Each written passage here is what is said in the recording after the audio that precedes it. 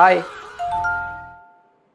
બસ ને હવે ઇગ્નોર કરવાના ને અમને, મેસેજના રિપ્લાય નહીં આપવાના અમને, હે બ્લોક કરી દેવાના હાવ.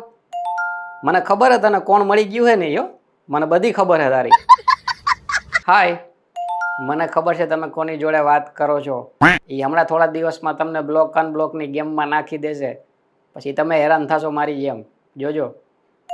સીન કર્યો, ડિલીટ. એટલે રિપ્લાય તો કરવા દે, શું ભાઈ જેમ મેસેજ ડિલીટ કરસ? તું ઓળખે છે આને? આ તો મારો એક્સ છે. આ બાયુની જેમ મારી પંચાયત જ કર્યા રાખતો, એટલે મેં એને બ્લોકમાં નાખ્યો તો હવે ઈ તને મેસેજ કરે છે.